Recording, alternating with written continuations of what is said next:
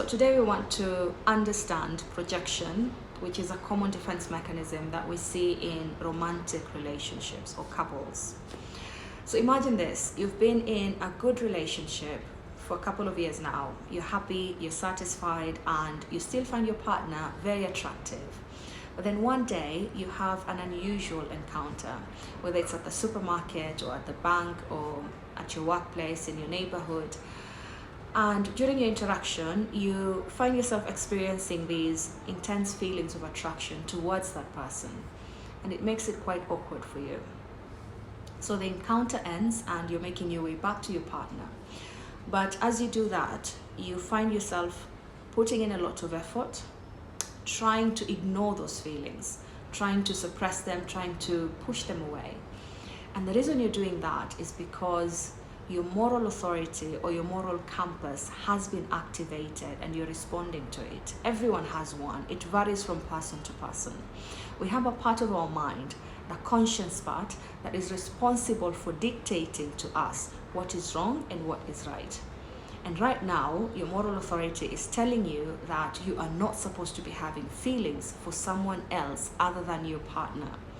So here you are experiencing these feelings of attraction, and here is your moral authority saying that you cannot experience those feelings. So these are in contrast, they're contradicting each other, and that creates a lot of disharmony within you. Now, moral authority, the part of our mind that is responsible for that, has got two parts. It can be unconscious. These are things that you learned in childhood and you don't have access to those values that you learned, or easy access, or they can be conscious, things that you formed as an adult or when you're aware of these values. And so this can continue over time. So the more you meet this person, the more your feelings grow towards them, and the more your moral authority is trying to discipline you from having these feelings.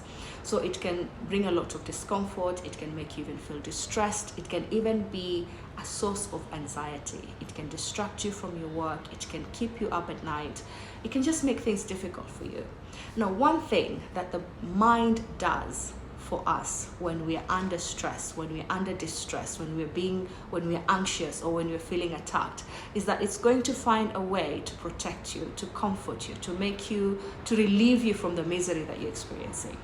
And one of the ways that the mind does that is through the defense mechanisms. And today we're looking at projection. So one day you're feeling these distressing emotions, the next day you're not. And you never ask yourself what happened to those feelings. What happened is that with projection, the internal distress that you're experiencing is now going to be externalized. And the nearest person that is going to be a target for projection is going to be your partner. So what you're going to do is you're now going to find petty things to fight about. Your partner doesn't look at you the way he or she used to. He's not taking care of you. He's not supportive. He's not paying attention enough. Maybe he's not attracted to you. Maybe she's not attracted to you. Maybe there's someone else they're attracted to. You see, these are the same thoughts that you're struggling with internally, but now you've externalized them. That is projection. And so now it's going to cause friction in your relationship because you're jealous that your partner may be attracted to someone else when really you were the one who was attracted to someone else. That's how projection works in relationships.